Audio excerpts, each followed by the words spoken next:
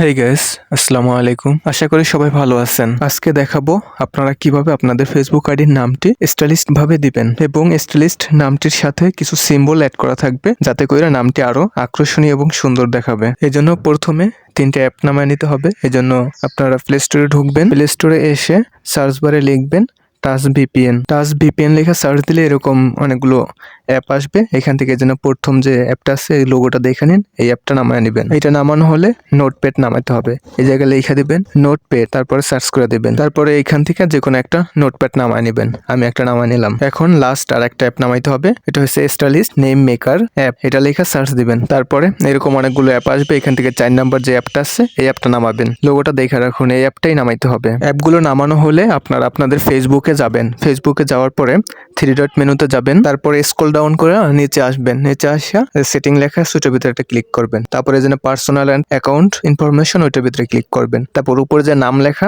ওইটার ভিতরে ক্লিক করবেন। এখন এই জায়গায় আপনারা নামটি আগেরটা যেটা সেটা পরিবর্তন করে নতুন স্টাইলিস্ট নামটা দিবেন। এই জন্য স্টাইলিস্ট নেম মেকার অ্যাপ নামাইছিলেন ওইটার ভিতরে ঢুকবেন। ওইটার ভিতরে ঢুকে প্রথম যে অপশনটা আছে ওইটার ভিতরে ঢুকবেন। তারপরে যেন প্রথম যে খালি ঘরটা আছে ওই জায়গায় আপনাদের নামটা আপনারা দিয়ে দিবেন। আমি আমার নামটা দিয়ে দিচ্ছি। তারপরে যে কনভার্ট টেক্সট এটার ভিতরে একটা ক্লিক করবেন। তারপরে এখান থেকে প্রথম যে নামটা আছে ওইটা কপি করে নেবেন। ওই কপি লেখা ওইটার উপরে ক্লিক করলে কপি হয়ে যাবে। এখন ওখান থেকে বের হয়ে নোটপ্যাড আছে না ওইটার ভিতরে ঢুকবেন। ওইটার ভিতরে ঢোকার পরে আমার এই ভিডিও ডিসক্রিপশনে এই নাম দুটা দেওয়া থাকবে। এই দুইটা আপনারা কপি করে নেবেন। কপি করে নিয়ে তারপর আপনারা এই নোটপ্যাডে ঢুইকা পেস্ট করে দিবেন। পেস্ট করে দেওয়ার পরে উপরে যে নামটা থাকবে আমার নাম দেওয়া থাকলে আমার নামটা কাইটা আপনাদের যে নামটা স্টাইলিস্ট নামটা যে হবে কনভার্ট করছেন ওইটাকে এই জায়গায় বসায় দিবেন।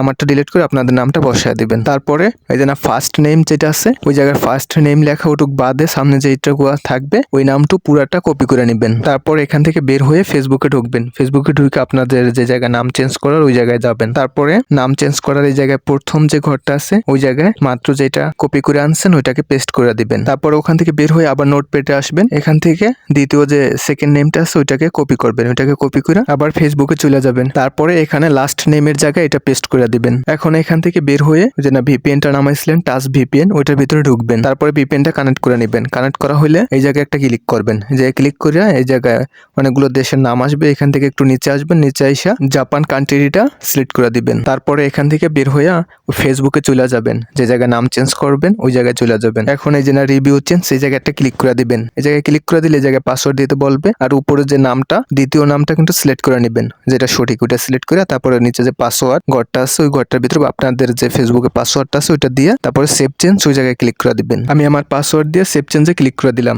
দেখুন আমার নামটা চেঞ্জ হয়ে গেছে। এখন এটা আমি মেইন ফেসবুকে যা দেখবো কিরকম দেখাইতেছে। এই জন্য দেখুন আমার নামটা কত সুন্দর দেখাইতেছে। ধন্যবাদ সবাইকে। ভিডিওটি ভালো লাগলে একটি লাইক করে চ্যানেলটি সাবস্ক্রাইব করে দিবেন।